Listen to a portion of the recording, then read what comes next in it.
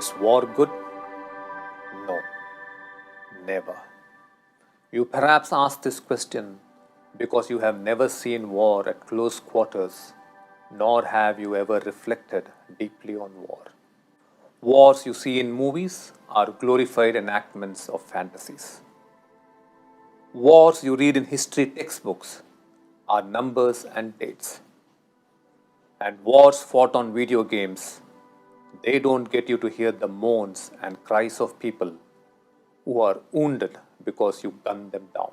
What is the reality of war? Violence, loss of life, maiming, destruction of property, and broken dreams. It is only a very sick mind that can want war or instigate war. No war victory leads to lasting happiness other than in fantasy stories. Wars usually end in bitterness, looting, children being orphaned, refugees, and exploitation. Do you think an act as brutal as this is necessary for the show of strength? Then comes the question, is war necessary? This is an extremely complex question because you may be a perfectly peace-loving people, but you might get invaded by a violent neighbor.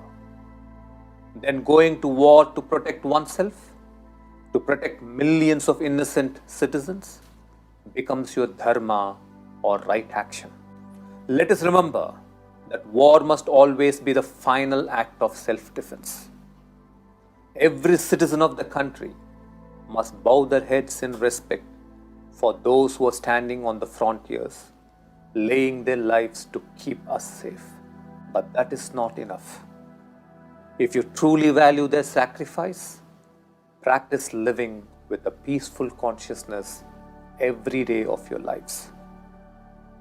Remember, individual peace becomes world peace. Individual consciousness steeped in conflict and violence erupts as global violence. If the dharma or right action of a soldier is to lay his life to protect the nation, the dharma or the right action of the citizens is to live with a non-violent consciousness.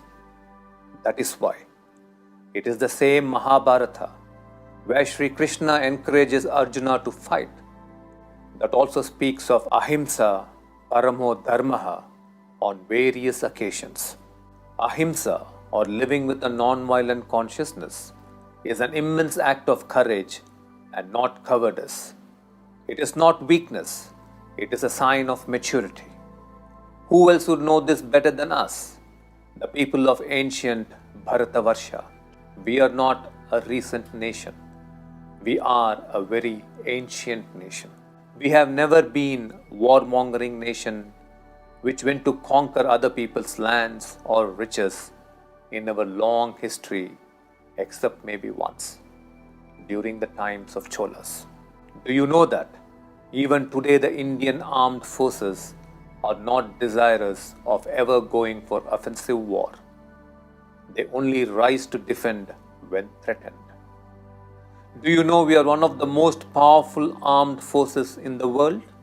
World over, there is an immense respect for the Indian soldiers' dedication and fearlessness in combat. Our soldiers are ranked the highest. In the ultimate analysis, war is evil. But when war becomes inevitable, you will have to respond to the challenge with total preparedness.